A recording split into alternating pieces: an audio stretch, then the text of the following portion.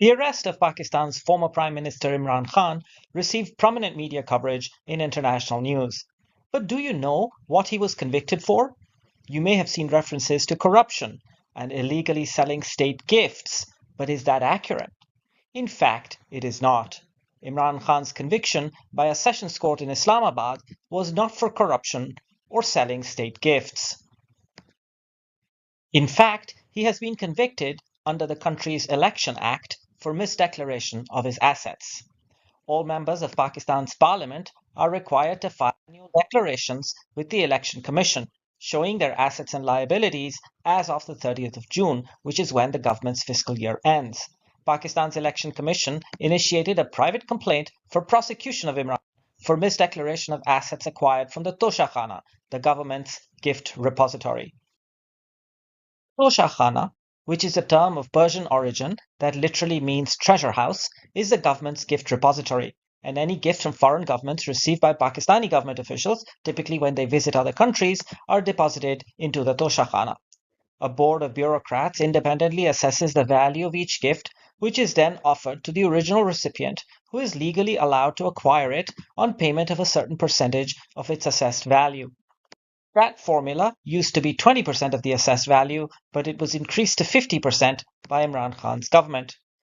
There is nothing in the law that prevents the recipient from selling items acquired under the process. After all, once Imran Khan paid for the items, they became his property, and he was free to dispose of them as he saw fit. The entire process of receiving the gift, assessing its value, offering it to the recipient, their decision about whether to pay the appropriate percentage and buy it or to return it to the repository for auction is part of official government record. There are no allegations of concealment, and there is nothing in the judgment related to incorrect valuation. All gifts received by Imran Khan were correctly declared. There is nothing in the judgment about undervaluing the purchase price of any of the gifts, which, even if there were, would be a question for the committee that carries out the valuations, not Imran Khan, and there is nothing in the judgment about gifts sold for more than their declared value. Concealment or underdeclaration is not the issue. There are three issues that the judge found, one in each year under review. In 2018-19, there is a discrepancy between the value at which the gifts were sold and the amount of money in Imran Khan's bank account. In 2019-20, the allegation is that three small gifts of relatively moderate value were not declared. And finally, in 2020-21, gifts were correctly declared but were misclassified and not itemized. Let's look at these one by one. In 2018-19, several gifts were acquired for a total of 21 million rupees, about $75,000 at current exchange rates, and were sold for 58 million rupees, or roughly $200,000 at current exchange rates. Imran Khan's bank account statements for that year, though, only reflected 30 million rupees. This was deemed by the judge to be misdeclaration.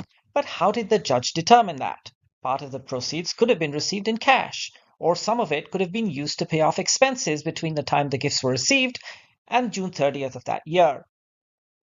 Imran Khan wanted to bring his accountants and financial advisors as witnesses to explain this, but the judge ruled the defense witnesses were not relevant and denied him that opportunity.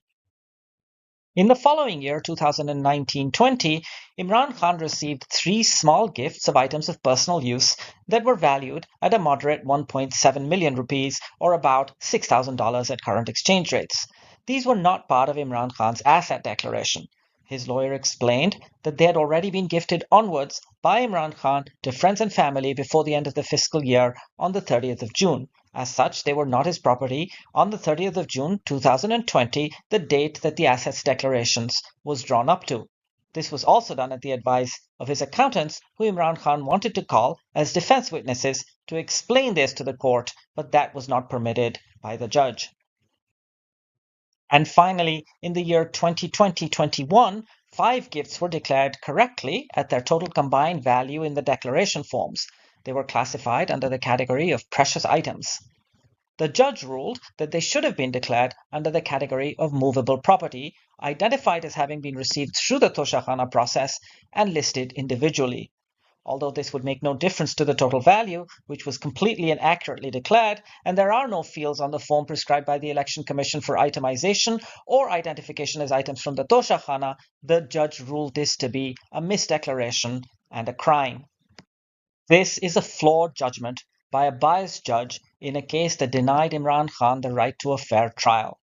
Questions about the court's jurisdiction to hear the case and its maintainability, including the fact that the 120-day period prescribed in the law for scrutiny of annual asset declarations by members of parliament had elapsed, remain unanswered.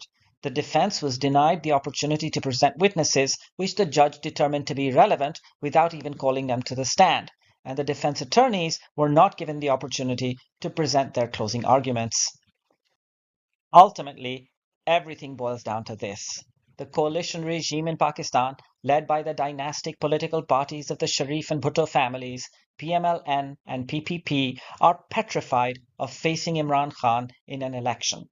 He is the most popular leader, perhaps in the country's history, and his party is expected to sweep even moderately fair elections. All opinion polls in recent months support this conclusion. The Sharif and Bhutto families know this, as does the country's powerful military establishment that is widely believed to be backing them. These fabricated charges, a sham trial in a kangaroo court, and the narrative of so-called corruption are only meant to eliminate Imran Khan from politics and to give them a path to victory in upcoming general elections in Pakistan. But the people of the country may have other ideas.